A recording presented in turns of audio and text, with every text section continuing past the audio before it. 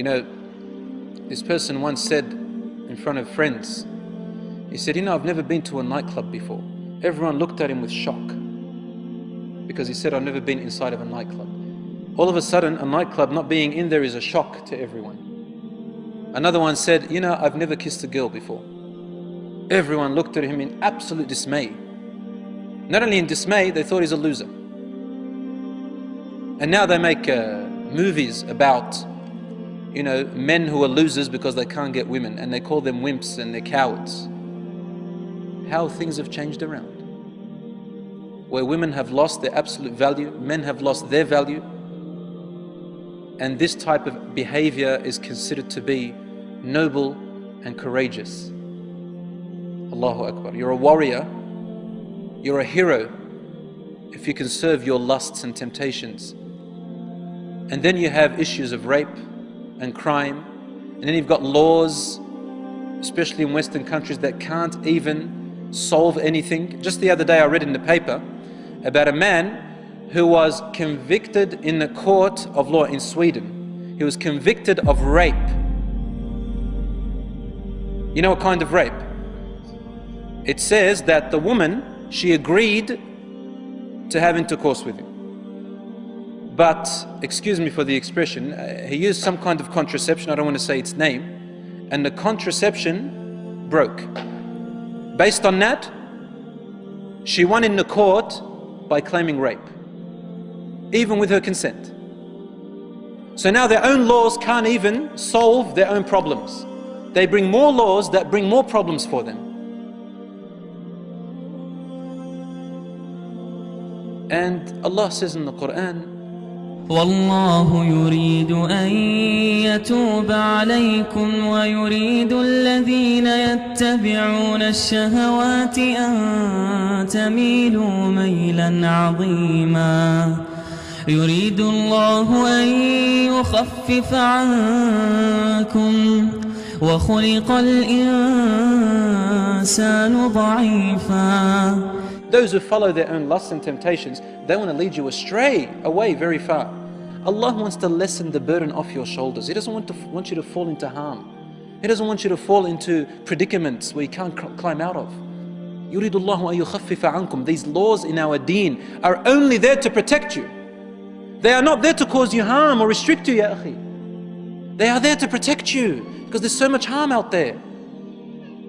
وَخُلِقَ الْإِنسَانُ ضَعِيفًا. Allah also tells us, follow my laws because you're weak. You're weak. Pass them and follow my guidance. I'm there for you. Like what your father and mother do. To keep you away from fire, keep you away from harm. They restrict you and place boundaries around you. We need boundaries from Allah, otherwise we fall into harm.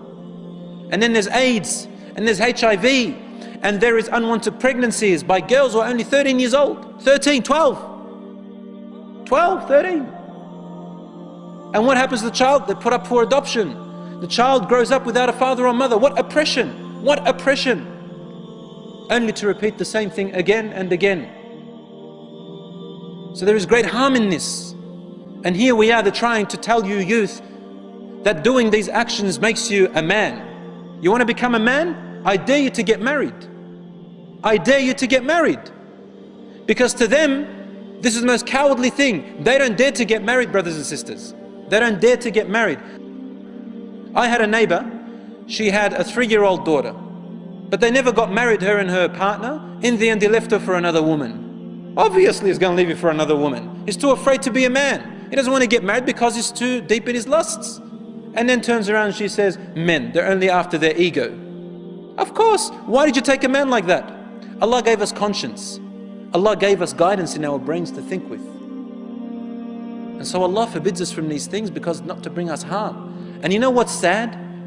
Unfortunately, 80% of the time, majority of the time, women are the victims. Women are the victims in this situation. So you can see it's reversed now. What does the man want? The man wants to use and abuse the woman. Use and abuse the woman. And you know what? If these young girls were able to look inside and read what's in the mind of young men these days, well, I don't think any of them will even hang around as much as 10 kilometers away from a man, close to a man. They wouldn't want to. But the men, they like to deceive women, wicked men. They like to deceive women, wicked men, non-God-fearing we're talking about. And then you get this poor woman who thinks that, oh, he's my boyfriend. We're going to stroll, this is the image she has in her head. We're going to stroll in the park. He's going to pick up a daffodil and give it to me. Or a rose. Hand in hand together. And then we're going to wait until the sun sets. And the birds chirping around us in this beautiful park. Poor thing. This is what she thinks, right? But the man is thinking about one thing. And he's going to tolerate all of that until he gets to it. I'm talking about men with diseases in their heart, and there are many of them today. With the tabloid, with all the sceneries that you have out there, and all the things that are occurring, I feel very sorry for a lot of women, and I feel very sorry for a lot of men who have sold their youth and sold their chastity, sold their dignity to be so cheap.